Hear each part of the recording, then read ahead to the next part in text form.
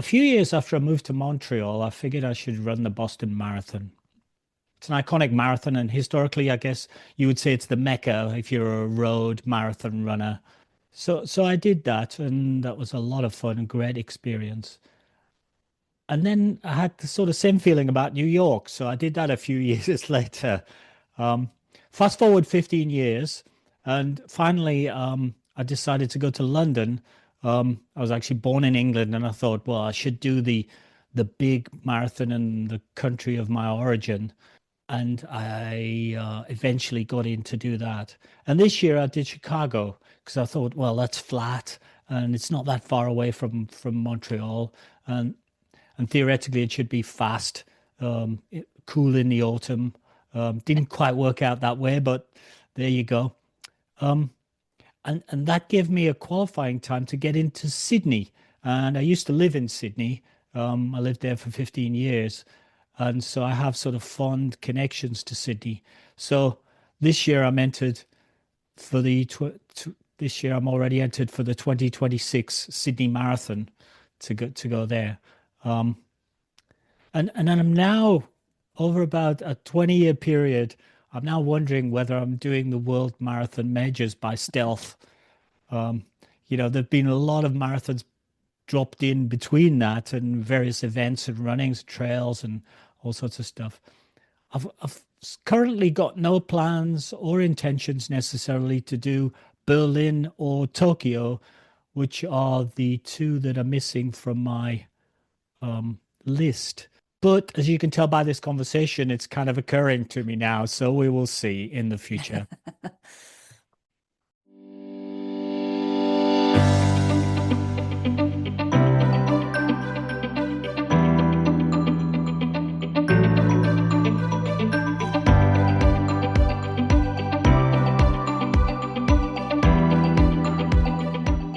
So, hi, and welcome to Running Book Reviews podcast, where we review books written for runners, about runners, and by runners to help you decide if you'd like to read the book for yourself. We also hope that listening to us chat about running can help keep you motivated about your own running and maybe inspire you to try something new or different. My name's Alan, with my co-host Liz. I'm going to talk today with author Robyn Godfrey about her book, Running the World, a runner's odyssey of struggle and triumph on the World Marathon Majors. Robyn Godfrey didn't plan to become a marathoner. She stumbled through adolescence as a clumsy teen and later partied through midlife while searching for purpose. Everything shifted the day she laced up her running shoes. What began as 30 seconds on a treadmill grew into a running journey that redefined her life. So, key point there. She started with 30 seconds of running. Just gonna point that out there. Running the World follows Robyn's quest to conquer all 6 world marathon majors: Tokyo, Boston, London, Berlin, Chicago, and New York City, while navigating her husband's stage 4 cancer diagnosis, injuries, weather disasters, and waves of self-doubt. With honesty and humor, she shares the grit, setbacks, and triumphs that shaped her path through marathons, half marathons, and beyond. This is more than a running memoir. It's an inspirational story of resilience, reinvention, and the courage to start again. A little bit more about Robyn. Robyn Godfrey is a speaker, accomplished runner, pacer, Road Runners Club of America, a certified level 1 coach, and writer who began her running journey at the age of 47. So to anybody, I don't think we have any listeners that are not runners, but just in case we do. What started as a personal quest to improve her health and overcome her relationship with alcohol soon evolved into a remarkable achievement, completing 7 marathons, including prestigious world marathon majors, London, Chicago, Berlin, Boston, New York, and Tokyo, achieving the 6-star medal in 2024.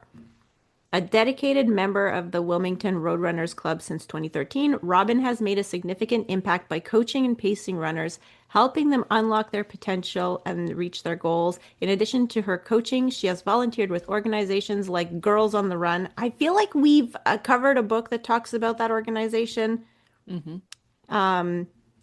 Two authors, I think, that we're talking about them.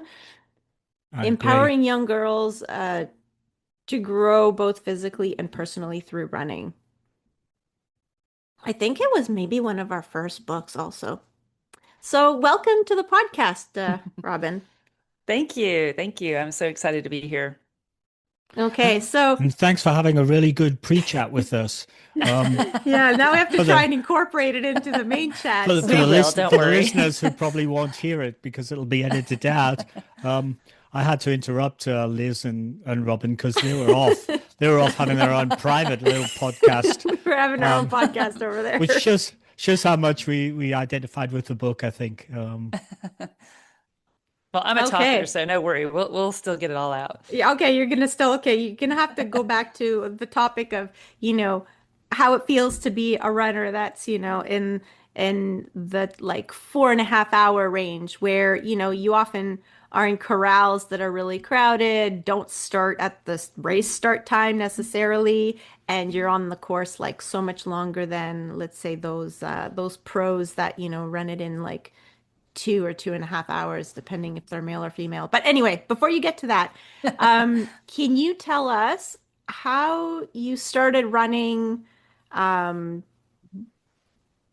and then I think you had to restart running after a few years away from it as well. Yeah, I started, I actually ran a little bit in high school, just very, very briefly. And, I'm a social animal. So I kind of went off into other interests and didn't really go back to running until I was in my 40s, which is crazy.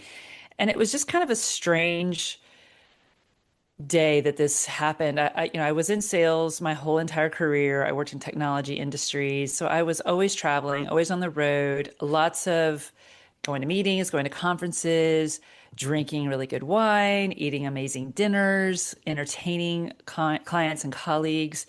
And I was in a hotel in Florida. I had just been at several meetings and conferences, and we were out really, really late the night before. I had to be up again early the next day. And I woke up and I just felt awful. I was in my 40s and I didn't recognize myself anymore. I was really puffy from being out late and drinking, not getting enough sleep. And I just thought, well, I'm going to go down to the gym and I'm going to work out and try and like detox myself. And so I got on the treadmill. And I don't really know what came over me, but I set a timer on my phone and I thought, well, I'm just going to jog for 30 seconds and see, how this goes. And I did. I put the treadmill and I jogged for 30 seconds. And as soon as that 30 seconds was over, I was slamming the slow button down as much as I could.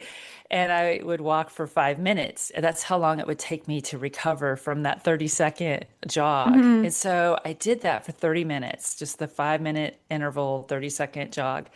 And I felt, of course, much better as you do when you sweat it out. And I thought, I feel really good. That was amazing. And I only did it for 30 minutes. And I went about my day.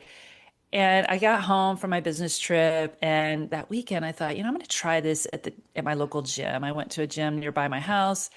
I got on the treadmill and I did it again. And this time I wasn't all full of, the night before, so I felt even better. And that Those the 30 rest seconds felt easier. yeah, and I talk to people all the time about how 30 seconds changed my life, and it sounds corny, but it really did. It changed my life because from that day on, I started running. And of course, I had my doubts. I'm not a real runner. I didn't have the right equipment, all the things, but I just kept doing it because it made me feel really good, and that just hooked me. I was off to the races then. so you Very before you became a runner, you were a sort of fairly hectic, busy sales rep with Yeah. sort of an associated lifestyle with that. Mhm. Um, a lot of travel and also so for so sure. how Yeah, did I how did I how did traveled all the that kind of time. lifestyle help you, or, well, hinder you to begin with, I guess, or help you? Well, it's funny because I kept running logs for the whole entire time I've been running. And I have so many logs in there when I was writing my book and going back through them saying, stop drinking alcohol, stop drinking wine, all these things in my logs. But I think for me, I'm just a social person. And what would happen is I would get a glass of wine and I would talk to people. And before I knew it was empty, and I'd fill it up again. And I'd be talking to people and it'd fill up another one. And before you know it, it's three or four glasses, Mm, and that would happen several times a week. And or you would go to a brewery to go do a run, and you have a beer afterwards, and the next thing you know, you're drinking literally every night. And mm. so that was something that I So had to kind between of, your work and then your running friends. yes, it's a lot. Yeah. Yeah. So I really had to kind of talk to myself and think, okay, it's affecting your performance. You don't feel as good Hmm. the next day when you run if you've done this. And so I started just thinking about maybe I don't want to do this as much as I've been doing it. And I kind of became cognizant of it, but I'm also a person that has FOMO really bad. And so anytime I was like, do you want to go for margaritas and tacos? Yeah, I'm there. So it was not Mm. hard to talk me into something. So it always has been kind of a struggle. But I think now that I've gotten older and I've done a lot more running and a lot more races, I'm Yeah. much, much, much better about it. But I definitely struggle with FOMO. Yeah. That's Is there brilliant. That's brilliant because sorry, Liz. That's Um, okay. that's a really good point though, because reading your book, what we see is we also see as the story develops, we see your social nature and your FOMO actually switching from maybe, your work situation into your The running. margaritas and tacos, it switched from So margaritas and tacos to marathons. yeah, the FOMO is you want to go and do this run in Sacramento? Oh yeah, I'm in. Or um, I need some buddies to get me through this training. Or and you see Hmm. in the book, you see a friend arriving, a friend popping up here, some support popping up here, and all of this kind of occurs because you're a social person. So in fact, your work. Um, your work's social butterfly type of usefulness actually works for your running as well to some Yes. extent. You're just using Yes. it differently. Yes, and I think finding a tribe, just helped me so much because then I could, chit chat while I'm running. That just lifted me up so much to have this tribe of people that were doing the same thing and we could chit chat the whole time. And yeah, I mean, the FOMO is a deep embedded trait in my personality. I have no doubt that it is there, and I don't know why. I don't know where it comes from. I don't know, but it is. My husband gives me a hard time about it all the time. That I do. I just want to be in the thick of things. I want to do what other people are doing. I want to be included, and I want to do it all. And so, Hmm. Hmm. yeah, it's hard because sometimes you get exhausted from trying to live a life like that. And I think with age comes wisdom, and you start to get better at it, but I don't think it'll ever fully go away. Which maybe is a good thing because maybe that'll keep you social and motivated, Hmm. throughout your whole life. You won't kind of fall into isolation, Yeah, and when I as you was when as I you get was older.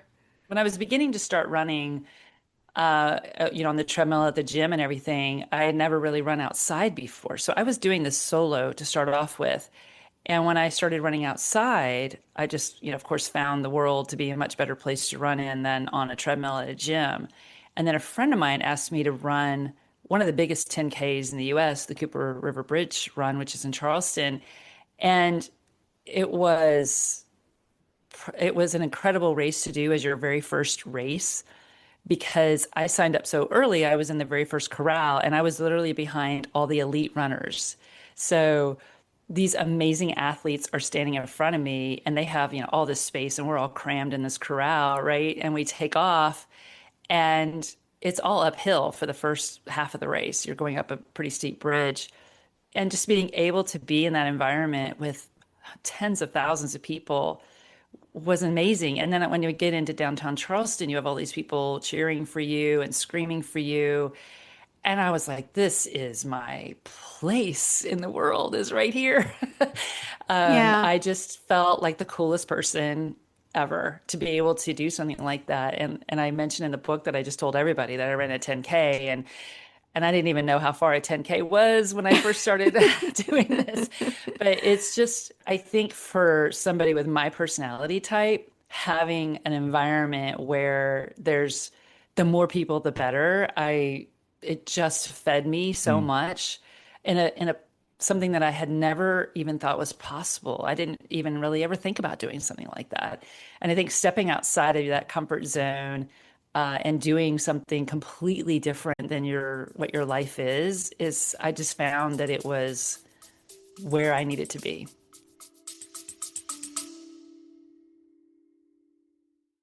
Do you take caffeine when you run? Lots of people do because it's in gels and stuff.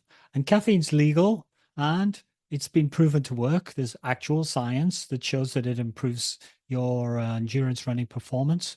And there's anecdotal data from when you have your coffee in the morning and you go for a workout versus when you forgot to have your coffee or you didn't have time and you went for a workout and it was terrible. And the trouble with coffee is there's a lot of liquid just to get your caffeine dose. Yeah, so then you have to stop for the bathroom mid-workout.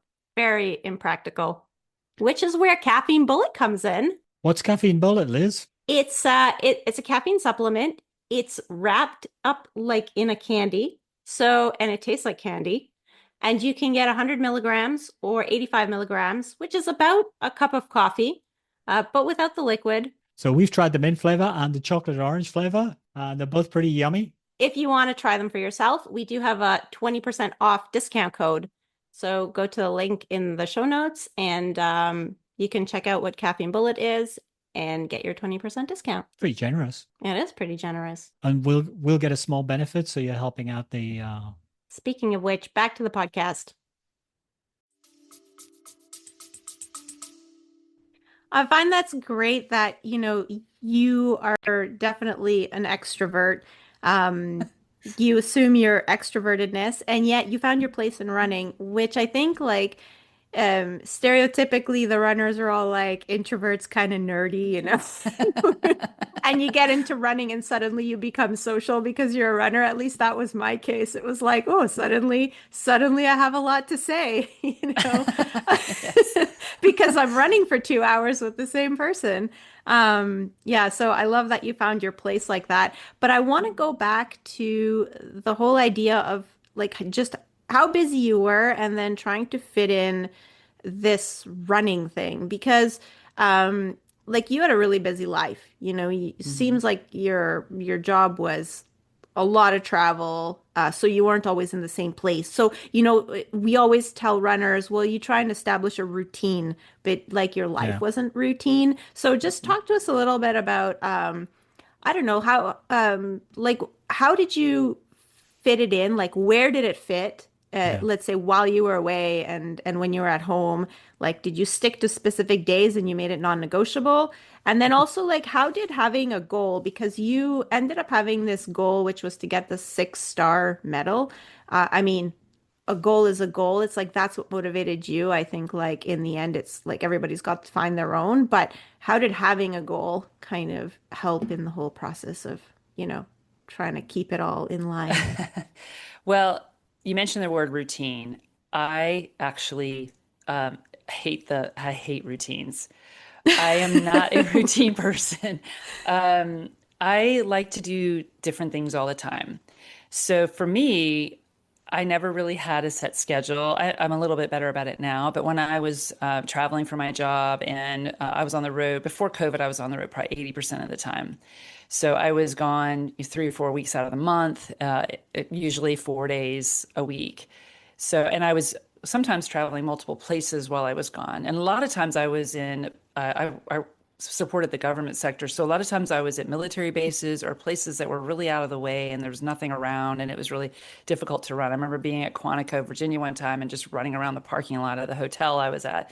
So it was a struggle, but I was so addicted to it, still am, that I would just do it. For me, it wasn't a decision, oh, I'm going to run today. It was like, yeah, it's happening. And I used to crack up my engineer that would travel with me. I would know where everything was by 7 o'clock the next morning. We would land that night, and I would know where everything was when I meet him for breakfast at 7:30. I'm like, yeah, there's this over there and there's that over there because I had already Because you've done scoped your out. recce. Yeah, Yeah. I had scoped out everything. And so I just love exploring new areas. I'm kind of a kid in that way. I liked seeing what was around me, exploring, going out of my hotel, running down the road. I would get lost. I probably probably shouldn't have been running alone in some of these places, but I carried a fork with me almost all the time. A friend of mine A in law fork? enforcement, yeah, she told me that a fork is a great weapon. You can take it on the airplane. You don't have to worry Huh. about TSA. So I would just carry a fork in my pocket. And I'm tall. I'm 5'10". I feel like people aren't going to mess with somebody like me. They're going to go after a tiny little runner.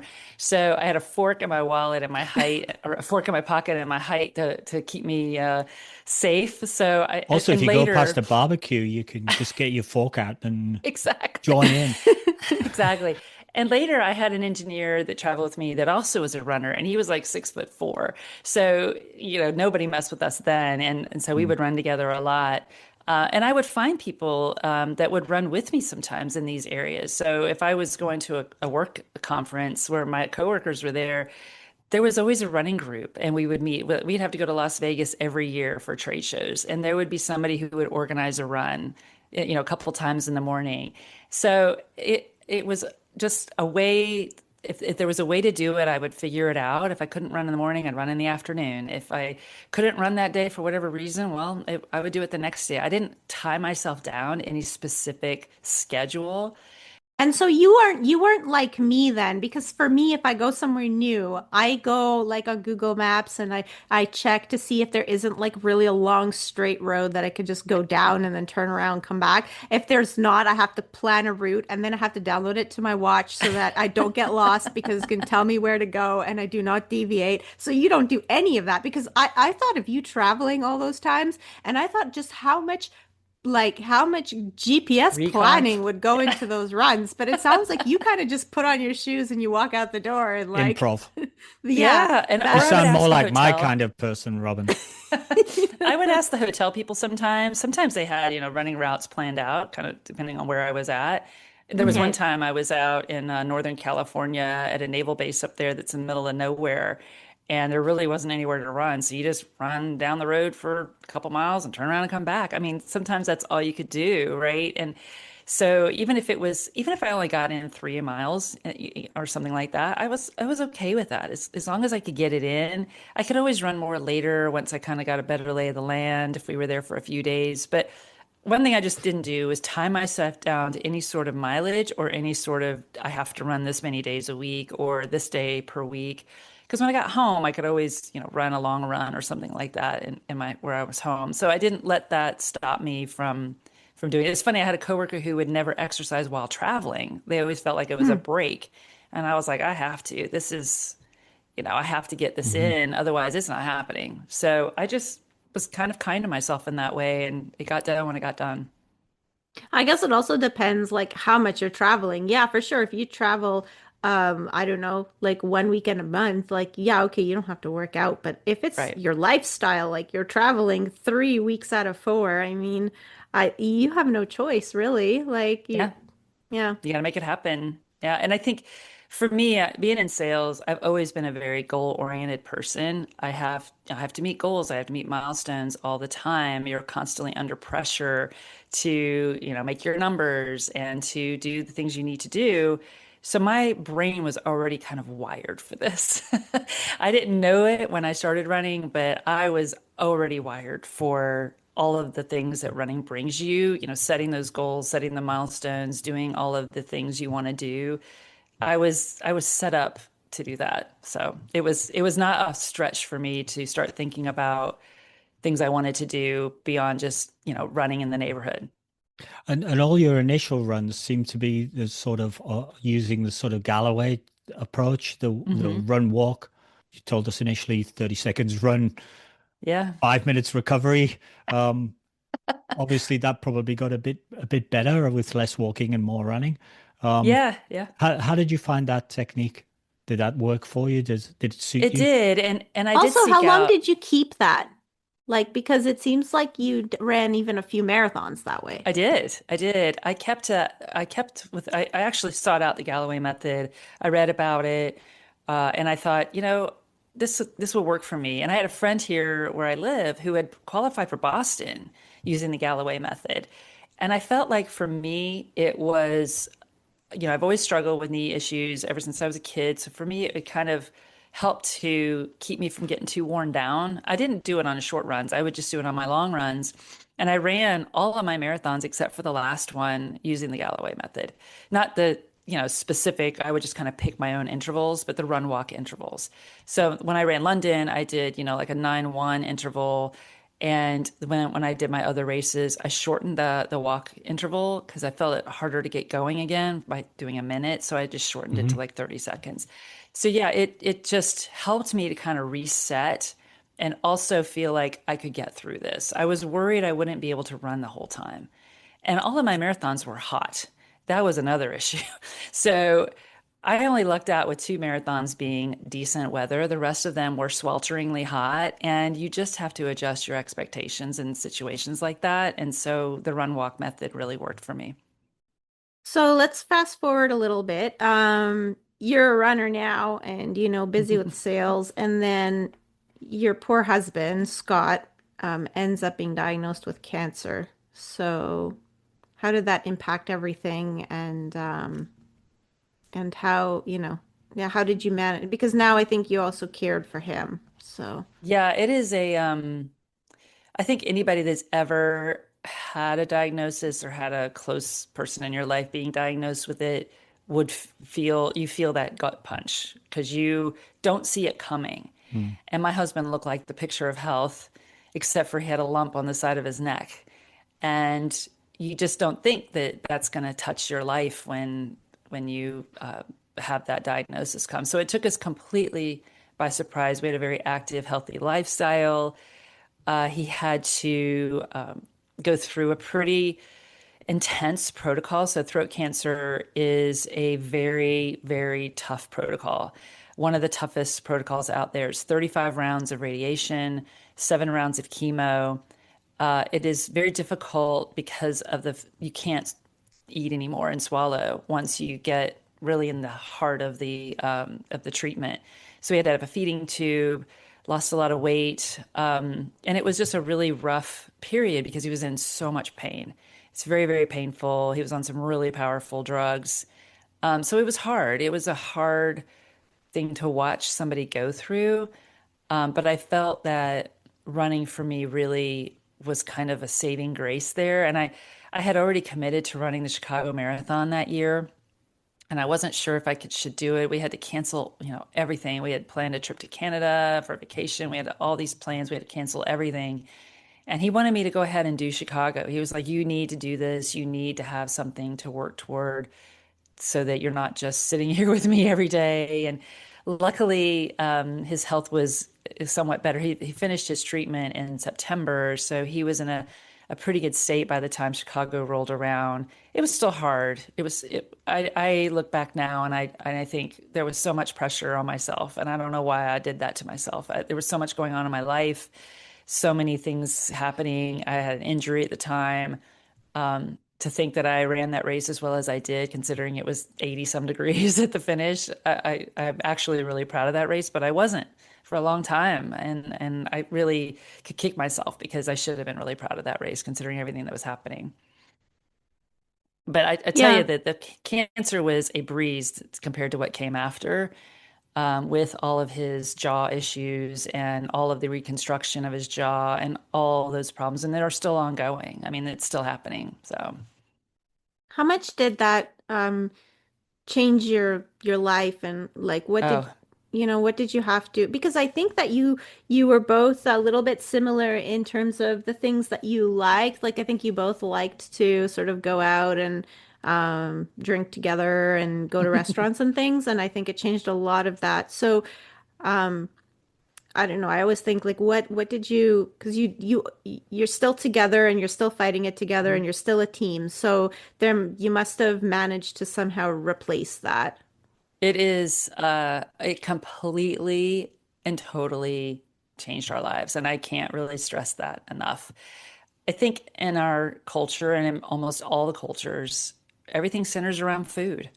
Everything centers around breaking bread together, eating dinner, lunches, whatever it is. And that is something we really can't do anymore. Eating out is very rare.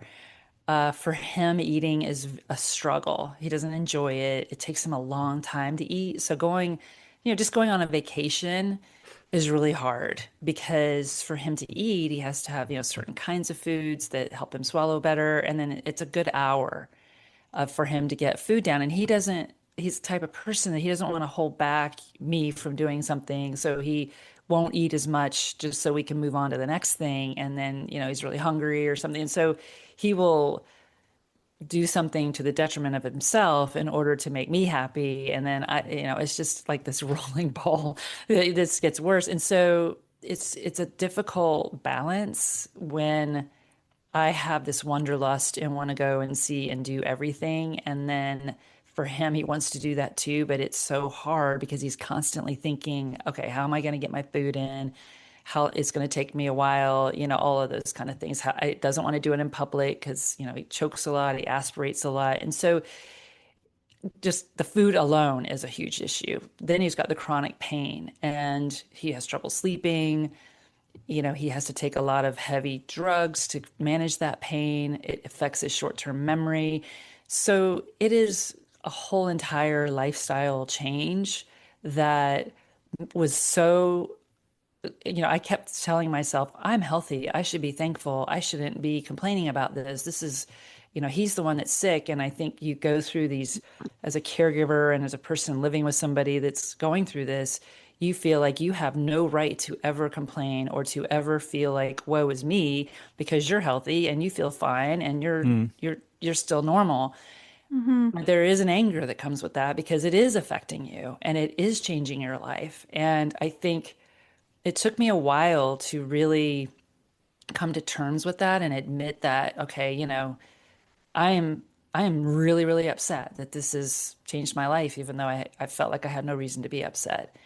And it took me a while to come around to that, to realize that it's okay. It's okay to be angry. It's okay to not be okay with the situation. It's not his fault. It's nobody's fault. Mm-hmm.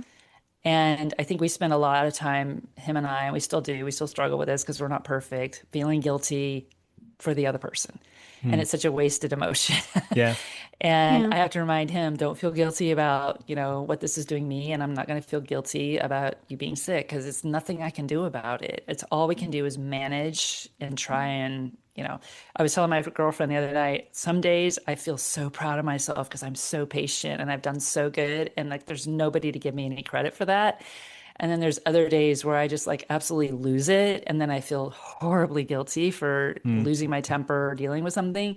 Mm-hmm. But that's just life, And I think you just kind of have to forgive yourself sometimes. And if there's a lot of caregivers out there, they'll know what I'm talking about. It's a very up and down Yeah. emotional roller coaster. And how does running fit in with that? Is it kind of, does it keep you sane? Does it keep you Yes, it strong? saves you. It saves you, Okay. right? I mean, being able to, so many people that I know, like so many people, as I'm very social, they care about what's going on with us and they ask us all the time, how's he doing? How's it going? And sometimes you just don't want to talk about it. You just want Mm-hmm. to run and talk about somebody else's issues, or you want to hear Yeah. about somebody else's drama. You don't Yeah. want to talk about, and it's so people are so You don't want to nice. be the only one with drama all the Right. And time. and Yeah. people are so nice. They care and they want to know how he's doing and they want to know because he doesn't talk to a lot of people. He doesn't see a lot of people. Mm. And I think it's wonderful they care, but there's a part of me that just wants to go for a run and talk about something else to Yeah. escape it, Yeah. not to escape Mm-hmm. him, just to escape the situation for a little while and have a normal just, run and talk about whatever, anything that pops up instead of having it to be how's Scott doing today? How's he been feeling Yeah. lecally? Because it's the same, Yeah. so You just I want don't to want to, escape that and yeah, pretend that you're back to Mm. whatever normal used to feel like before. exactly. I Yeah. So think it is an yeah. escape, and it also, of course, makes your body feel better. It puts you in a better Mm-hmm. mood. It releases the stress, all the things that we all love about running. It does all of that for you. So if you're in a situation where your life is stressful, it just makes it all better.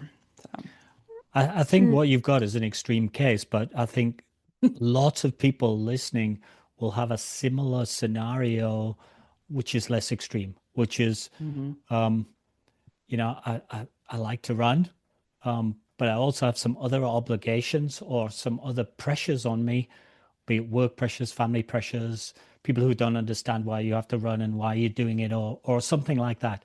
That's not your situation. Your situation is somewhat different, but the pressure is kind of similar. I think people reading your book could identify with the fact that there are things that you want to run, but there are things that pull you away from running.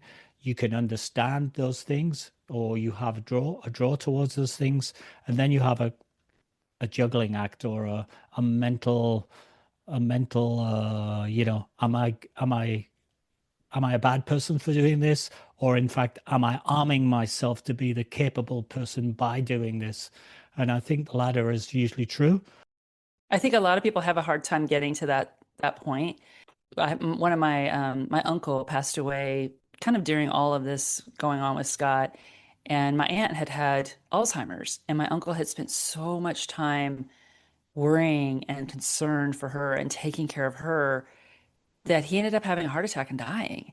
And I think for me, while it was awful and I hated this happened, Hmm. it was a sign, to Yeah. me, like you have to take Yeah. care How of does that help? yourself. Yeah. Yeah, Hmm. you have to take care of yourself because if you aren't taking care of yourself, then you can't take care of that other person. And I think it would have broken his heart to know that he left her, by herself. And Hmm. so if you are a caregiver, if you are in that position, you should not feel bad about taking care of yourself first because you cannot, you have to put your oxygen mask on first before you can help someone Yeah. else. Yeah. And Yeah. there's no reason ever to feel bad about that. My husband says that all the time. He's, but it's actually in some ways true. He's like, both kind of in the metaphorical sense, but also because like he works on airplanes, like he works at Bombardier and they make business jets. So he's kind of like, airplane safety. Like if something Yeah. happens, what do you do first? And I'm like, Look after this and yourself. that. And he's like, no, first you put on your oxygen mask and then you can do this and that other thing.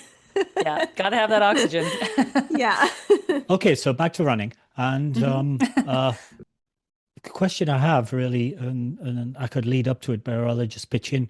Why did you pick London for your first marathon? I mean, there are three majors Uh, on well, the eastern side of the You picked the one USA that's the hardest to get where into. you live.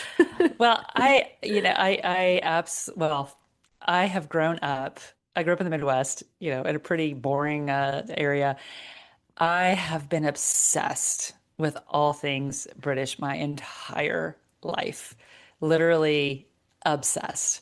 And one of my life goals was to go to England and just, be there, just be where I had read so many stories. I was a huge fan of British literature growing up in college.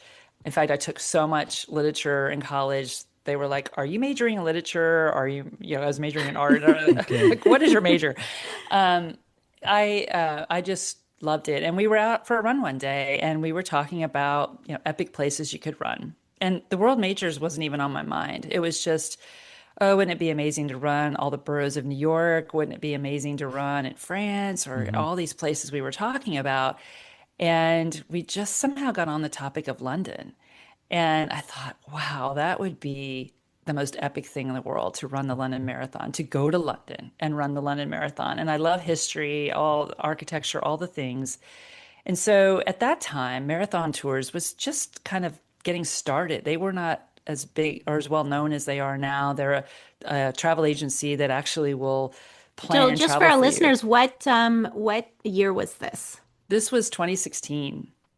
So the majors Okay. weren't really a big topic, and the London Marathon was still really difficult True. to get into, but it wasn't like the majors really weren't like a huge topic of Wasn't as conversation at that point. It's impossible to get true. into as Yeah. it is now.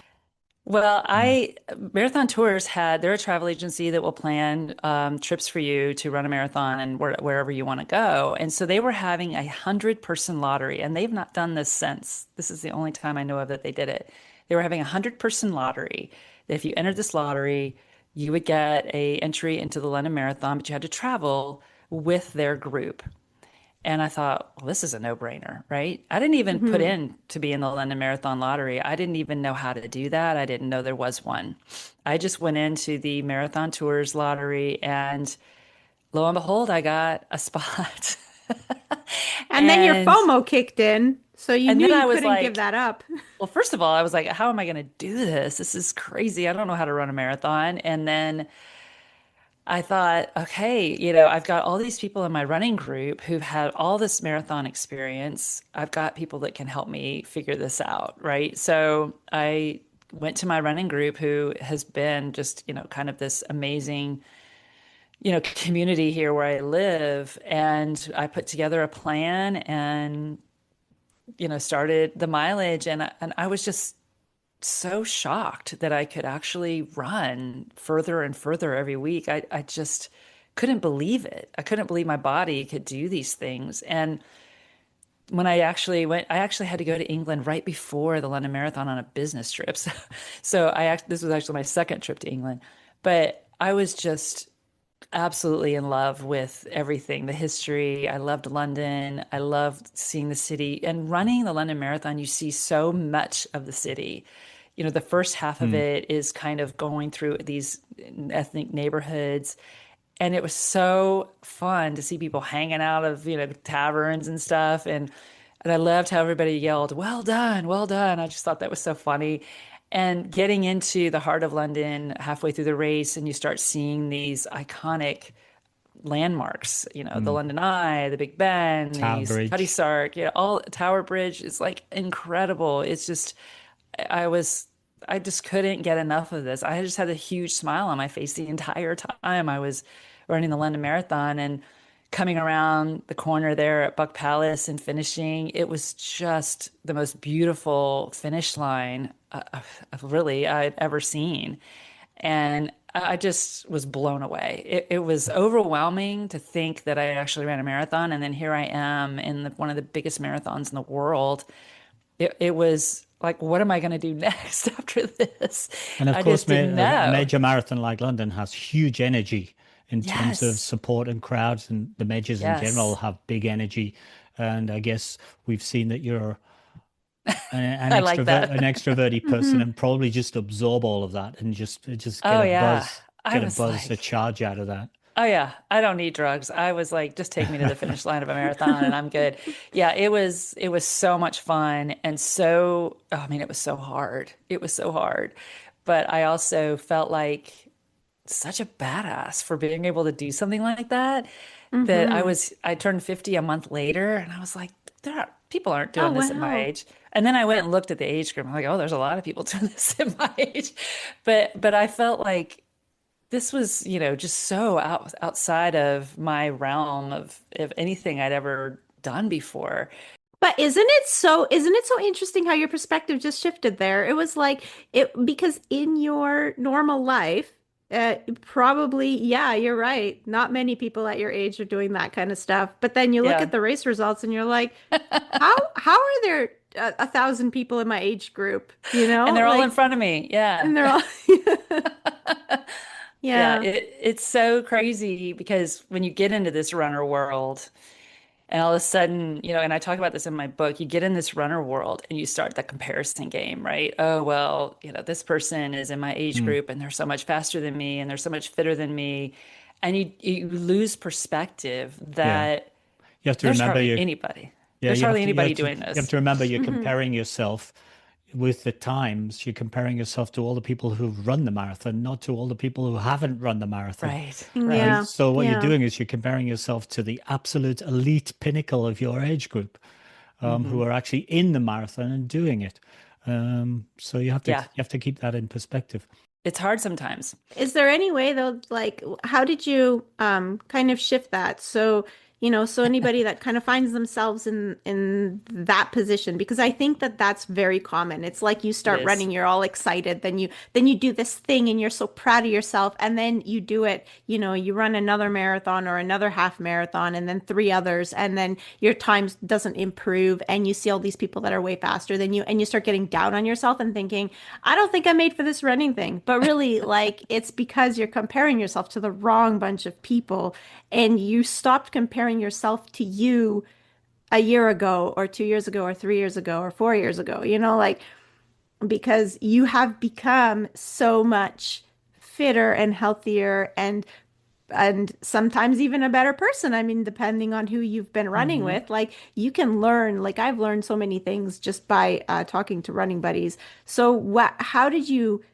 take that sort of negativity that you started feeling and how do you how did you turn it around for yourself? Or do you have any tips for anybody else out there kind of in Well, that space right now?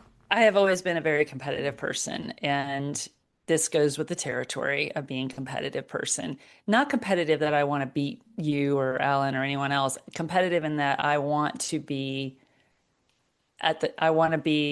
in the mix. I want to be able to say I'm proud of that time or I'm proud of that race. And so I think what happened for me is I had to be knocked down a few pegs. And that happened. It happened for me in Berlin, where that was a very much a turning point in my marathoning, is that I was really brought down to a level of, wow, this was one of the worst races I could have ever run. And at the time, I was really confused. I didn't really understand what was happening to me.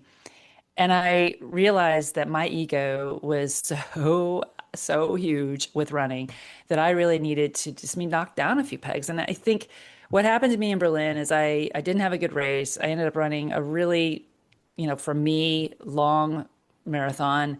And it crushed me. It crushed my ego. It crushed everything. And I looked at it later and I did a lot of soul searching. I didn't run a marathon again the next year. I took some time off and I thought, you are just a little too full of yourself and you need to just chill out. You are doing epic things. I think having friends that are not runners is helpful. And I also think one of the things I realized was I needed to bring some joy back into my running again at that period and not let pace ruin my joy or steal that joy. And so I started training by heart rate. I got really, really slow to get really fast, not to get really fast, but to get faster again.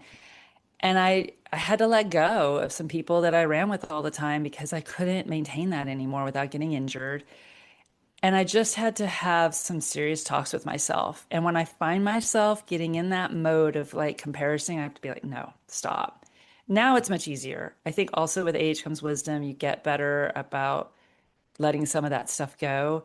Some people never let it go. I think you just really need to keep it in perspective. I'm not doing this for a living. I'm not winning any prize money. I mean, if somebody wants to give me prize money, I'd take it. But there's nothing here other than my own. Nobody cares about my marathon Mm. time. Nobody cares what I'm doing. It's like you start to get really full of yourself and seeing only yourself. And it's like I don't go out and look at people's marathon times when they run a marathon. I say, congratulations, you're amazing. That's awesome. You did that. So proud of you. I don't go and like, oh, what was their time? And if you are doing that, then maybe you should kind of rethink that.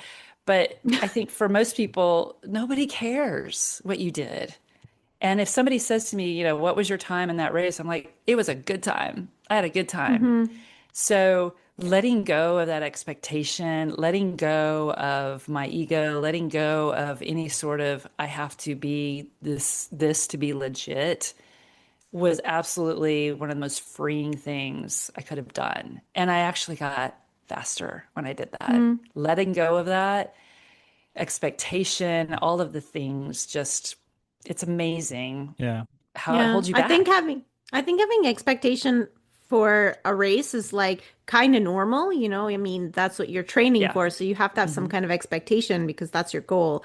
But if there's expectation on every single training run you go out for, then it becomes kind of a Well, burden. if you have an expectation of a race time, there's nothing wrong with that. But when your race is 80 degrees, you Mm, gotta kind of rethink these things, Mm. right? And yeah.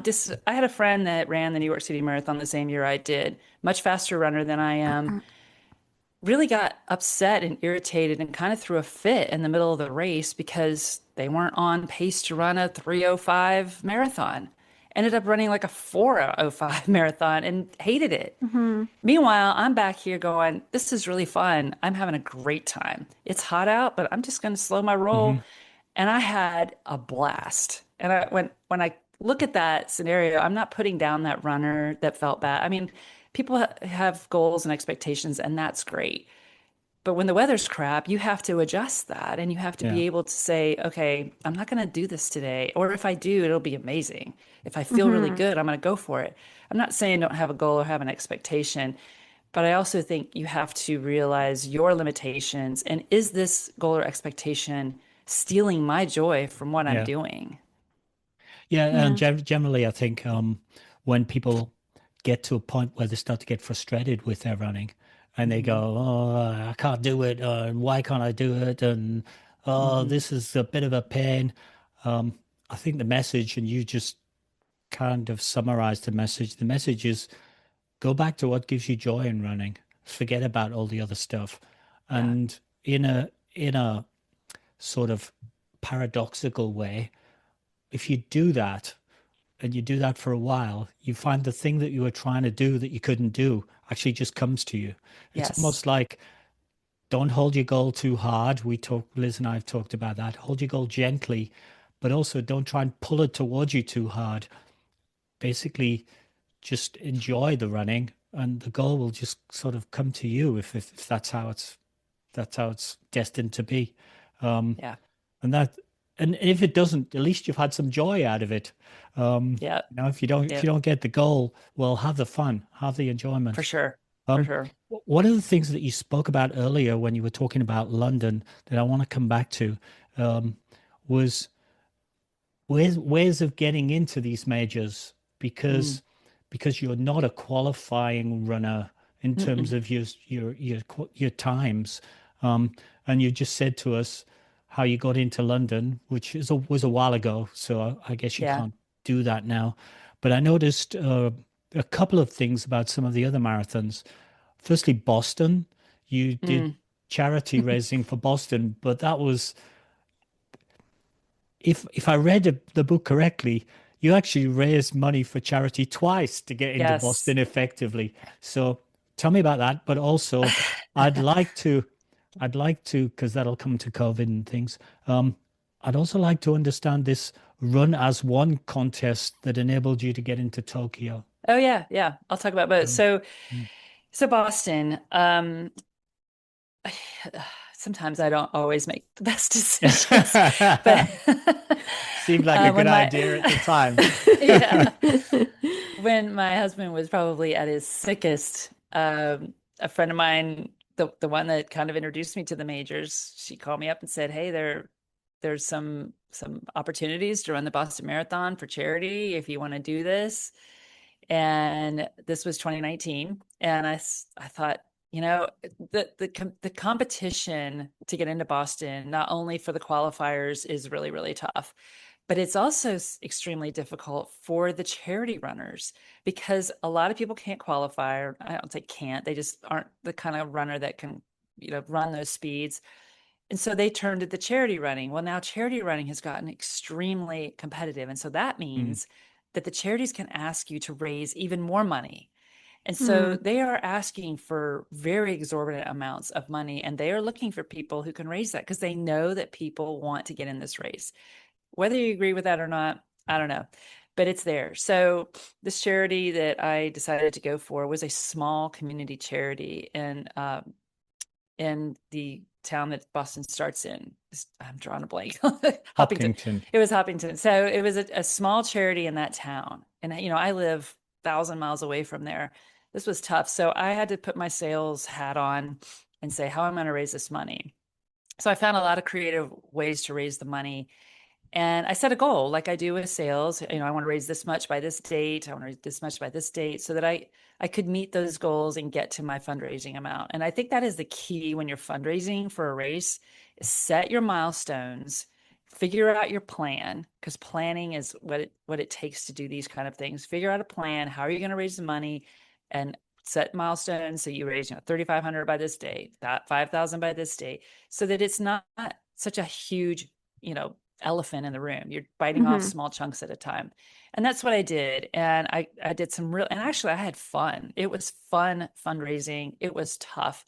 I was really busy at work. My husband was really, really sick. And my work was having like this epic trip to Greece if we met our numbers that year. So I wanted to win this trip to Greece. I had all these things going. I was like, I'm going to run the Boston Marathon, then I'm going to go to Greece for a week. This is going to be amazing. And then we have COVID hit, Oh and no. No, Boston, no, no you know, Boston. no No trip to Boston, no Greece. Greece. And I was supposed to go by private jet to Greece too. That was the other thing. So it was Oh a wow. really, my heart still hurts about that one. But I had raised the money and, we weren't sure what was going to happen. We had no idea at that time when Boston was going to be run. We had the virtual Boston, we did all these things. And then And in maybe about case a our year listeners later, were wondering, I think you raised $8,500 it was a little over US. that. Yeah. Yeah. Yeah, which Yeah. is I a had lot of raised, it was money. about eight hundred Ouch. dollars Yeah. Yeah. Yeah. And so I didn't know, none of us knew what was going to happen. And so it came out that Boston was going to be run in October on, well, I think what is now called Native American Day, or it was Columbus Day. And so I should know these things, but it's whatever that holiday is called now. And they decided to make it on a Monday the same. And so the charities came back and said, well, we'll give you a bib to run, but you have to raise more money. And that was tough. It was harder to raise.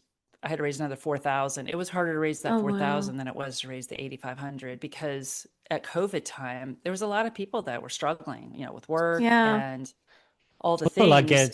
it's like getting to the finish line of a marathon and they're saying, "Oh no, actually, there's another eight A little kilometers you more to have to run." go. And Yeah. So again, the best way to do this is to come up with a plan. And my local running store is really awesome here. And Michelle, who owns it, is a friend of mine. So I asked her for some help. We got creative. We and just make it fun. Make it fun. It was creative. Set your milestones. It was rough. I had to ask a lot of people for money, and it was tough. But the thing about asking people for money is that when you ask them, they're almost always willing to do it. I mean, hardly anybody's going to say mm, no. So when I'm in sales, sometimes you have to ask for the sale, and it's a tough time to get there sometimes, but you have to just get your back straight and let's do this. And you're not going to get it unless you ask for it. So I did, and I Yeah. asked, It's the businesses for first step. money. Yeah, I asked businesses that I frequent a lot for money. And that was tough. It was tough, but I did it and I got it. And so I raised another, it was a little over 4,000, so total a little over $12,500 for Boston. It was a lot of work. It was a lot of stress and a lot of time. And I don't really know how I did it all when I look back now, but Boston was incredible. It was, as you guys know, if you probably both run it, it is a race like no other. And I cried a lot at the beginning, just knowing the history and who's been there before, especially for women. It's just such an mm, Hmm. iconic place because that's really where women's marathoning was born. And I just think about people that were in front of me doing this, Bobby Gibb and Catherine Schweitzer and all these people that just broke these barriers. And to be out there running behind, you know, people like Des Linden, and it's just incredible. It's an incredible experience. And I did it with a mm. friend of mine who is from that area, and we had a blast. We had so much fun. It was great. And I actually had a decent time there, which I was kind of surprised because Yeah, I because think Boston, Boston is like not really known for being a fast course or anything. Even no, though in theory, like it's a net downhill, but most people don't do yeah, that. it But doesn't feel that way. yeah. Yeah, it doesn't feel net downhill to me. And Danica Patrick, the race car driver, was running the year I ran, and she said, "Don't think about Heartbreak Hill, think about Home Free Hill." And so I kept thinking about that when I Oh, Yeah, got to the nice. top at mile 20. I'm like, I'm home free now. yeah, And I talk about in the book how somebody yelled, "Welcome to Boston," in my ear so loud it made my ears ring. And I'll never forget that moment. It was incredible. It was just, I think I wish everybody could have that experience and know what it's like to do it. So if you are trying to get into Boston or you are fundraising for Boston, just keep working at it. You will find that it yeah, is so worth it to do it. yeah. I mean, Okay. I share your sentiments about Boston. I'm going in 2026 Wonderful. for the eighth time. and Wow. it's Wow. the marathon I've done the most, um, That's amazing. because of what you've just said. Hmm. Yeah, the It's a history. It's fantastic amazing. experience. So, I guess this is probably a good time to start Hang on, talking hang about on, injuries. hang No, on. not a good time to talk about I injuries want to yet. hear I want to hear about Runners One contest. Oh yeah, yeah, yeah. Oh, that's true. Yeah, So Second yeah, part of the question. I've yeah, I never forgot. heard of Sorry. this. I've never heard of this. Yeah, Yeah, me me neither. either. So I hadn't either. It's kind of a little secret, so I'll let everybody in on it. So Tokyo, very, very difficult race to get into. It's the field is smaller. It's like Boston. It's like 33,000, something around Hmm. that range. Well, it's interesting because I thought, I this is my last race. I wasn't sure. I'll just keep trying until I get in, kind of thing. I didn't want to do charity because it's kind of more complicated with Japan. So a friend of mine also wanted to run Tokyo. She's going for her world majors as well. And she sends me a text. She's like, I got into Tokyo. And I said, how? Because it was like in the summer. And she said, well, I did the Tokyo One is Run program. And I was like, what is that? And she said, well, they have this program where once a month you can run a half marathon. So you register for it and you run a half marathon. It's not really for time. You can walk it. You can actually do it over a couple of days. And you get entered into this contest, and they draw like something like 25 names every month. And they do this every month leading up to the marathon. And they also do it, I think, actually on the marathon day that you can do like a virtual marathon and be and enter to be in this contest as well. So they do this for a year prior leading up to not that year's marathon, but the next year. So if you're in 2023, it's for the 2025 marathon. So Okay. this is what we did. I thought, well, this is awesome. I can do this. I can run a half marathon once a month and enter this race. So I Hmm. thought, well, I'm just going to do this every single time until I get in. Well, the very first time I did it, they drew my number. Oh wow. And I was over the moon in shock. So here it was November, and I wasn't going to run the race until it was November of 22, and I was going to run the race in March of 24. So I had tons of time to prepare and all of that. So literally happened 2 weeks after I finished the New York City Marathon. I already had an Wow. entry into Tokyo, and so yeah, and I'm on the World Marathons Facebook page, and I tell everybody do the Run as One program because the charity is kind of difficult, is because the translation is a little difficult with Japanese to English. So I said, just do the Run as One and just keep doing it, and hopefully your number will get pulled. But I just couldn't believe it happened the very first time I tried. So it's kind of like the same thing with London. I got lucky on that. What are the chances? Yeah. I don't know. I don't think at that time very many people were doing it. Yeah. So maybe that helped. I guess it wasn't so well known. I wonder what it's like Yeah. now. But I don't then you know. were 2022, that's like not that long ago. No, no. But then again, I feel like in the last, let's say, year, Hmm. Mhm. running has exploded, like Yes. almost to Pre-COVID. pre-pandemic Yeah.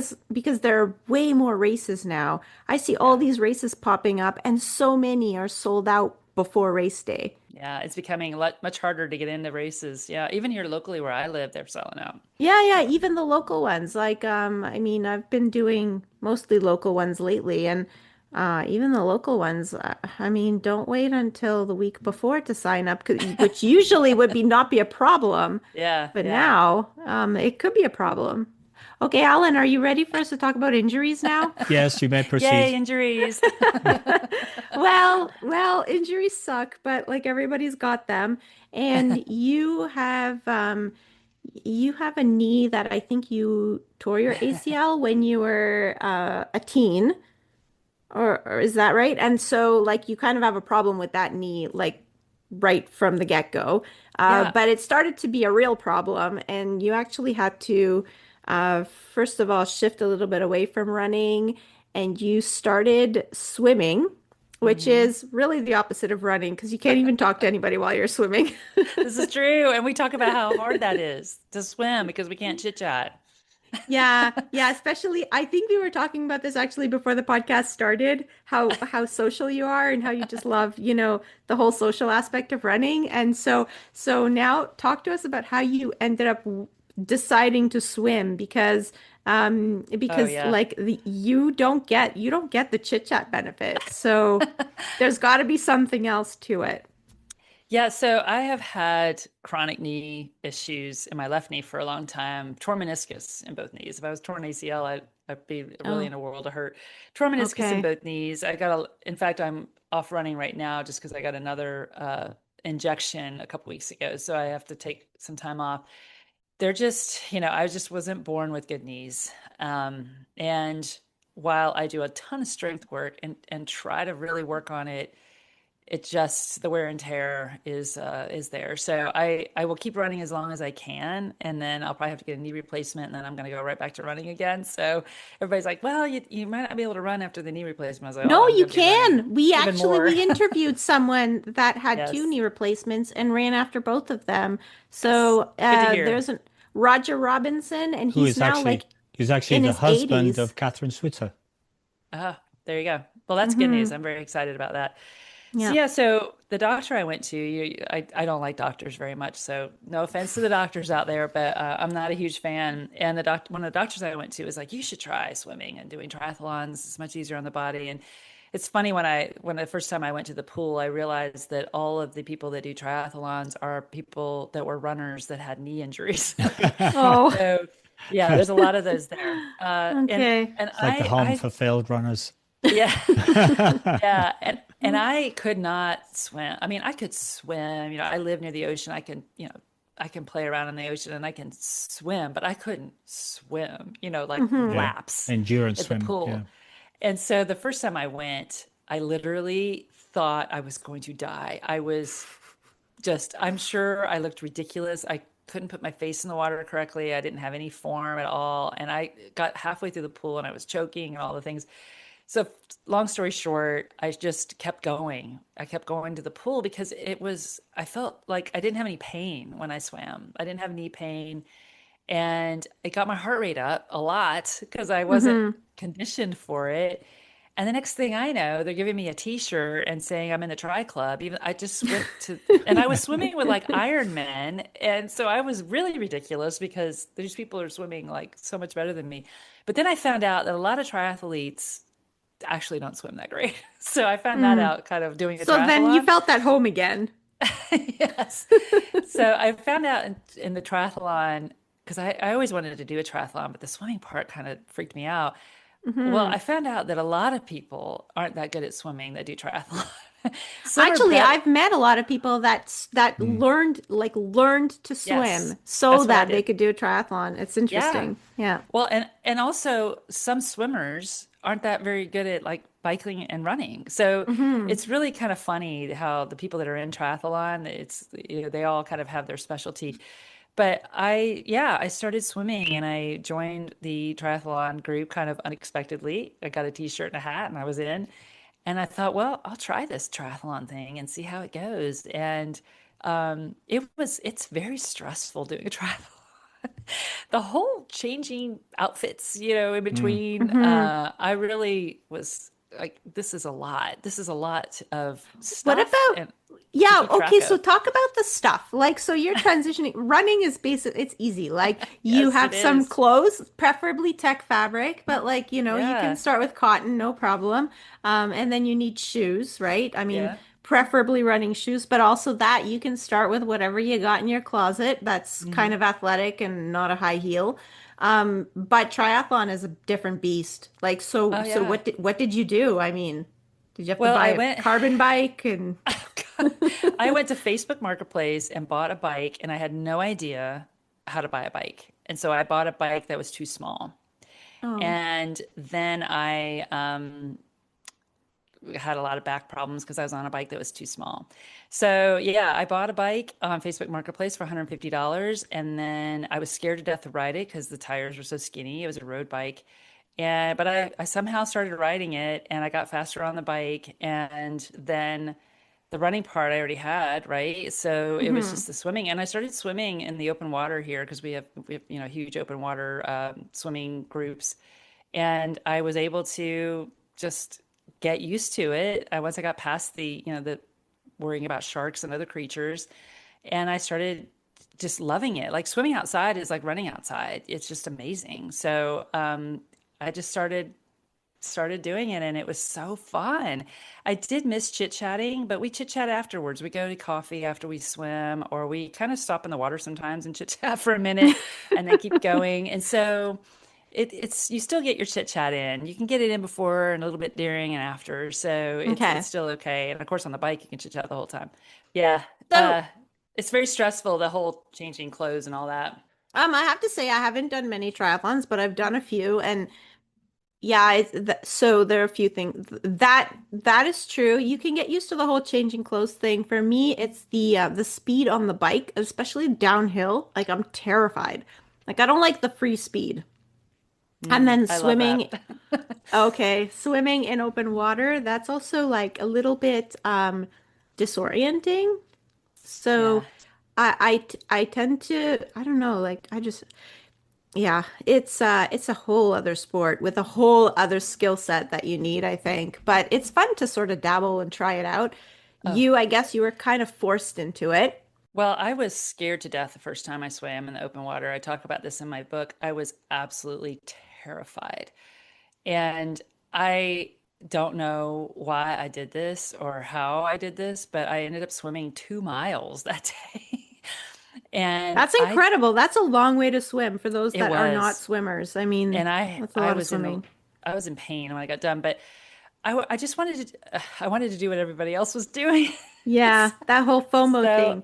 I just did it, and afterward I was so proud of myself for doing it. But yeah, it's really fun to just live on the edge like that sometimes. I mean, maybe some people don't think of that as living on the edge, but for me it was. It was just like, oh my God, I can't believe I did this. And then I thought, well, if I can do that, I can do a triathlon, not a problem. So we occasionally worry about the ocean creatures, especially with the latest news that just came out of California. But it is, most of the time pretty safe. And we have such a beautiful environment where I live. I mean, being able to go out for an early morning swim and you see the sun come up, and it's just other people are on their phones or they're commuting to work or whatever, and we're just out there like mermaids in the water. It's just an incredible feeling. I didn't know I was going to find so much joy in swimming, and I really did. I brought a lot of my running friends over to swimming too. And it's fun to see them just really take to it and enjoy it as much as I do. And Hmm. it's a lot of fun. It's fun to see kind of my running group dabbling in triathlon and swimming now. Also, you live in an area where, it's so accessible. Yes. The weather permits you, and Yeah, there's people swimming now out why there. Yeah. why not profit from that? In Yeah. Montreal, you would have to break about 6 inches of ice on the river to get, or on a lake to get in at this time of year. So I guess Ugh. people here go to cross country skiing or something like Ugh. that. I So love cross country so Hmm. skiing. so they So fun use too. you use the environment that you've got Yes. to get the best thing you can out of it.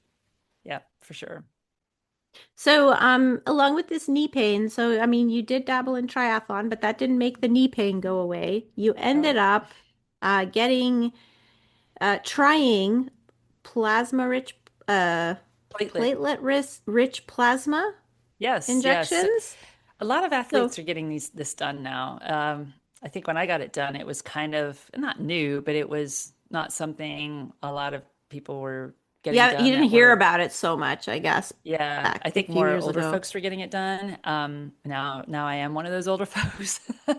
But yeah, I had it done. It just kind of gave me new life. I think part of it was maybe a little bit of a placebo effect because I was determined this was going to make me better, and it But did. It had placebo's real. That's what they Hmm. say, yes, you Yeah. know? I yes. mean, So yeah, I just had my second round of platelet rich plasma done over the holidays here. So I'm hoping I'm gonna definitely take my mileage down a little bit. Probably not going to be doing as many long races. The I kind of got the ultra Yeah, marathon right. bug. Sure. Yeah, of mm, course. Yeah, we believe you, Robin. Yeah. hmm. Yeah. We believe that you believe that. But That's true. uh Well, So, I feel like I need to take the race distance down a little bit. I yeah. started getting the ultra marathon bug, and I was like, oh man, this is so fun. And then I don't know. It's a You know lot of what mileage. though? if you run fives and tens, like there's still a challenge because you can try and run faster. Yes. And also like you can race more of them, which Yeah. means you can go to more events. And and a lot of the marathons have like a 10K or Yes, 5K they do. run. Hmm. So it means like you can do two for one. So you can kind of like you get to race Mm. and maybe then you can get to go and cheer for your friends who are racing afterwards. Yeah, pacing has also become a big passion of mine, and pacing half marathons quite a bit. Um, and That's I'm very hoping I can cool. at least still, I hope I can at least still do a lot of pacing. I really enjoy Yeah. it. I do a lot of pacing here where I live. So the local races here, we have a lot of really fun races here. And so I really enjoyed pacing and doing that. And it's easier on my body, but I get to still enjoy the race atmosphere and I'm helping other people get to their goals. And we just have so much fun pacing. I just did a race a few months ago and just an absolute blast of a time, just laughing the whole time. It's great. So I'm hoping that I can still do that. That's my goal. Good stuff. And for the 6-star medal, Mm. did you, first of all, I guess you can tell the listeners if you got it or not and how it felt. Yeah, so after a lot of trials and tribulations with injuries, with we had an earthquake right before the race. I was like, you've got to be kidding me right now. And that was in Between Tokyo, right? Like, so you Yeah. were as far as you're going to get from home. Um, don't want to really have to go there a second time and you And have an earthquake. they had had a really bad earthquake. If y'all remember, it was like New Year's Day, January of 2024. They'd had a terrible earthquake in Western Japan. So it was still kind of very much on everyone's minds because we were only there 3 months later. And I didn't know this, but the Tokyo Marathon, they don't decide to actually run the race until literally like an hour or two before because of earthquakes. Oh, So wow. it's crazy. And I didn't know that. I'm so glad I didn't know that beforehand. But we land there and we go to bed kind of immediately. And the next morning we are shaken awake by a pretty powerful, I think it was like 5.7 or something, pretty powerful earthquake. Never been in an earthquake in my life. Petrified because I'm in this 11-story building, or I'm on the Oh, 11th wow. floor of a of whatever story building. And my husband and I are looking at each other like, what is happening right now? What do we do? We live at the coast. We don't have earthquakes here. So it was, my first thought was, please don't let this affect the marathon. But no, Tokyo was, I love Japan. I didn't know I was going to love Japan as much as I did. It was such a cultural experience because the Japanese people are just absolutely lovely, the most polite and just sweet people that you can meet. They're so nice and helpful. They know, of course, you are not from there, and they're willing to help you, even though they may not speak English and you don't speak Japanese. They're still just kind of want to help you. They want to figure out a way. So I found it to be extremely charming. There were so many fun things about that happened during the race that are so quintessential Japan. One of my favorite things was at every water stop, there was this little Japanese man, older man, holding what was the equivalent to like a grocery bag, like a little plastic grocery bag, and he was collecting gel wrappers. And there's Oh, 33,000 nice. people in this race. And this little bitty bag, and he's collecting. And I was just like, this is so sweet, but also so unrealistic that you're Yes. going to capture all these. But that was the only race I ran the entire time. And I think that's like very reflective of all the things I've heard about Japan because everybody says, it's like everybody tries to do their part for the good of society. Like that's yeah, kind of their culture. And it was like that was his representation of Contribution. it. yes, yes. Yeah. And everybody's yelling for you. You have no idea what they're saying, but they're just smiling and yelling for you. And it was just very charming. It's a lot of out and backs, which really some people struggle with that. But what I loved about it was that you would be on a street in Tokyo with all these high-rise buildings. It's, 3 lanes on each side, and it is absolutely full of runners. Some of them going That's this way, amazing. some of them going that way, but it is just full, completely packed with runners. And I was just like, this is incredible. There's all these people from all over the world, and we have completely taken over these streets, and we are filling these streets with all of these people who are just having an awesome time. It was so amazing that, and the out and back only bothered me on the very last one because it is absolutely the cruelest out and back of all time. You run out for almost 2 miles, and then you turn around and come back, and you just feel like that 2 miles is so, so Mm. far, and you finally make the Because you're turn. running away from the finish line, so to Yes, Yeah. you're speak. running Yeah. away, And it's the and last 4 miles, so you're yeah. just like, please let this be over. And also, I did not run the tangents at all. So I had turned over, 26 miles, and I turned over 27 miles. And I'm like, Wow, where is that's the a finish lot. line? Yeah. So yeah, I ran 27.8. But it was a PR for me. I ran the entire race, and I just cried from the time I finished all the way into the World Marathon Majors booth where I had the serious ugly crying going on. But I just thought about all that I had gone through to get there, COVID, the injuries, the weather. We had had a bad weather in a couple of the races that I had done, just everything that I had gone through to get to that point, the things I had to do, the way I had to dedicate myself to it. And I was super proud of myself. And I was also just overwhelmed with just this feeling of accomplishment, like, wow, I did it. And it's 6 marathons. All of us have run more marathons than that. But I think when you are in this situation where it's really hard to get in these races, there's raising money, qualifying, getting there, the travel, the part Mm-hmm. of your life, the money, it's not cheap. All of the Yeah. things that it takes to get you to these races and to finish them, it's a big deal. And it was for me. And I was overwhelmed with that feeling of just, I can't believe I did this. And I had that feeling for the hours it took for me to find my husband afterward. Yeah. And seeing him at the end, I was just so emotional about it, and he was too. And just everybody coming up to me saying, oh, I'm on my third race, or I'm on my fifth race, and I was just like, keep going, this is Mm. gonna happen for you. So it was just so fun, and just an experience that I think would, if anybody and everybody could feel it, it would be, a world would be such a better place. So Yeah. So I guess that's Liz and I know a few people who are on kind of a 6-star journey, almost a mhm. declared 6-star journey. mm-hmm. Um, Are you going to declare yours, do you Alan? do you have any? No. Do you have? Alan has like I'm kind just going of to do done some half stuff of and we'll them see what. already, Let's do some like, but stuff and we'll just see how it goes. We'll because, see what yeah. happens. Hey, podcast is not about me. All Get right, back to all Robyn. right.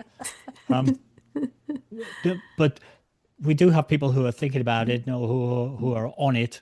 Um, Mm-hmm. do you have any advice or Hmm. any insights? It's keep going. It is so worth it. I feel like the cultural experiences you have in these races, anytime you travel, it just Mm. makes you a better person, right? Seeing these cities on foot is, something that not a lot of people get to do. Being in these races, seeing the crowds, there's people from all over the world that are coming to do these things. All of that is just making you a better person. It's making the people around you better people because you're explaining that to them, and just enjoying those moments of being in a place like that is just so worth it. It just keep going. Good stuff. And so, before we let you tell everybody where to get a copy of your book, what are you up to now? And also, like the marathon majors, I think they'll have 9 stars soon. Are you gonna go for like the the three Uh, that you haven't done, or? I don't know, because the body is going to dictate that to some All degree. right, that's fair. Yeah. Um, yeah, I think that it intrigues me. I would love to do Sydney. I've tried to get in the last couple of years and haven't gotten in. Um, but I'll keep trying probably because Australia is on my list. I definitely want to go there and have that experience But yeah, I think for me, I just want to keep running with my friends. I want to keep in the community. I want to inspire other people to have fun in this sport, to realize that you're never too late to start something. You're never too late to have a goal or a dream. And just because you're a certain age doesn't mean you can't do this. I have a friend that started running at 65. She runs the Boston Marathon Good every stuff. year. She became sponsored even. You're not, it's never too late nowadays to start doing anything. I think with technology, our bodies are better than they've ever been. We've got access to incredible medicine and food and all the things. So I would say that I want to keep inspiring other people. I wrote this book partly as a therapeutic exercise, but also because I wanted to other people to be inspired to do, if it may not be running, it may be something else, to know that you're never too old to do something new. You're never too old to change your life. And for me, 30 seconds was all it took to completely alter my course. And so I talk a lot about that in my speaking, and that you don't have to have this giant leap of in your life to change. You can do something as small in 30 seconds. So for me, it's all about spreading the word and keep inspiring other people and keep having fun and enjoy it, and just and having the new discoveries that it brings you when you go to other countries. So if people want to be further inspired, um, where can they get a copy of your book and where Yeah, can they follow you?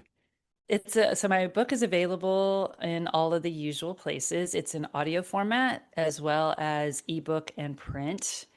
It's on Amazon, Book Barnes and Noble, all of those sites. My website is my name, Robyn, Robyn, Godfrey, Godfrey.com, robyngodfrey.com. You can find me on Instagram. I'm at robyn.godfrey.speaker.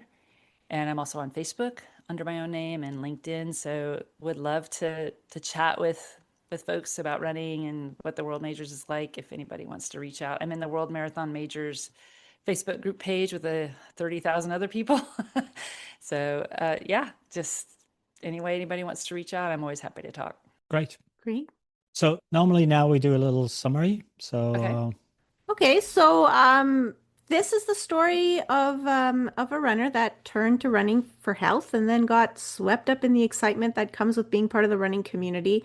And I absolutely love that. Like I think that this is where the running community shines if you allow yourself permission to be part of it. Because I think that so Robyn's story is great because it's like she fell into it right away because of the social extroverted type of FOMO person that she is. I think for a lot of people, they discover the running community a lot later in their journey.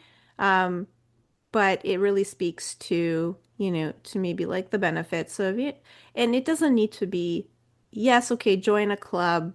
I think that's the easiest way to expose yourself to other runners. But, if that's intimidating, well, find a buddy that kind of wants to start this running thing too and is not really sure and just like, start together. 30 seconds running is all it takes sometimes, and you can progress together or just, just enjoy like the time together chatting while you're, getting all those K's in. I think that's what this story sort of highlighted to me.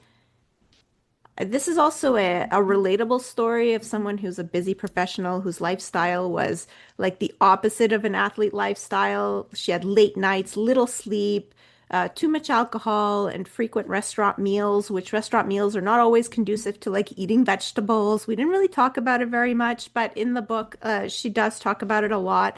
And she became a marathoner while also juggling being a caregiver to her spouse, and her spouse was undergoing cancer treatment. So all of those things, it's just to say that, running is for everyone. And you can find a way to fit it in. Sometimes it's just, like being realistic with your expectations. And that we talked a little bit about in the podcast. But I think, you see it more in the book because Robyn does go back and forth between like training for a marathon and then like taking some time away or not running at all because she's trying to heal her knee injuries and those kinds of things, and then coming back to it. And I think like it just goes to show you that it's not a failure if you stop running for a few weeks. Like it's not like you've somehow failed and you're not made to be a runner. It just means you just have to kind of get back out there and try again. Yeah. And that's how it goes. And if you think you're too busy to chase goals, then I think this book would be maybe a good way to get motivated, because she talks about making those goals a priority, not always because the outcome is that important. It's more that you need to take care of yourself to take care of others, and in Robyn's case, she had to take care of others a lot, so she did have to take care of herself first. So great book for all of those reasons. Excellent stuff. What Liz said. There you go. I'm basically finished. Robyn's story is not an example of a naturally talented runner. So often we're reading books about people who are ex-Olympians or qualified for Olympic trials or, have run some amazing, incredible achievements. So Robyn's not a story of that really. In fact, in the beginning, she was almost the opposite lifestyle of a runner, and we've all heard a little bit about that. However, it is an example of somebody who's consistent, applies themselves, and is determined, and is sort of goal focused and determined to get to where she wants to go, and really uses the social context of her friends and fellow runners to stay motivated and in a positive manner. So takes some of the aspects of her lifestyle and spins them into running to get results.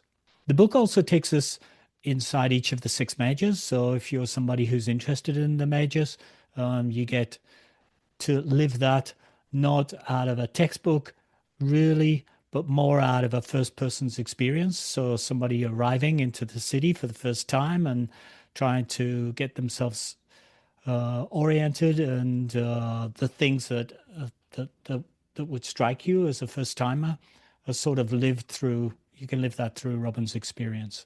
Quite cool.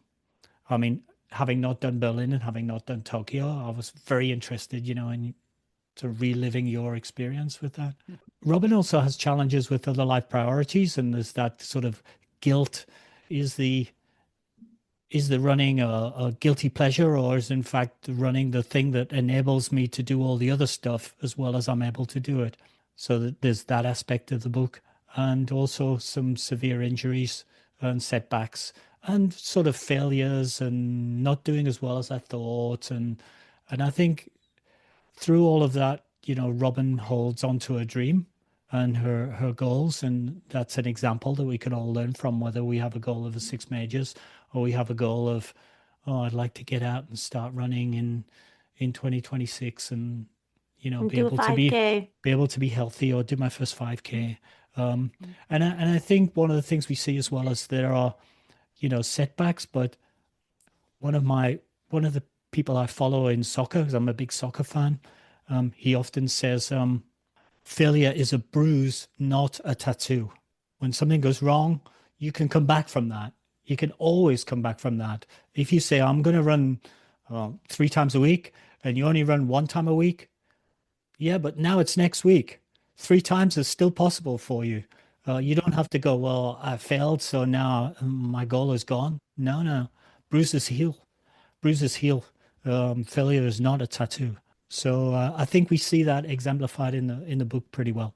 And the final point would be that the book's absolutely relatable in that it's a story of great achievement within marathon running, but by someone who could be you. If you're listening to this, you're interested in running. So if you're listening to this, it could be you.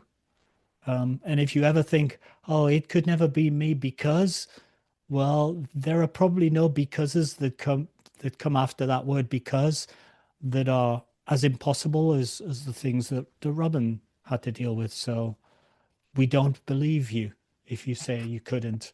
I should put that more positively. I should say, we believe you. You can do it.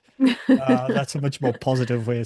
But if you say you can't do it, We don't believe you. So great book, which relates to everybody from that point of view. And thank you for your book, Robyn.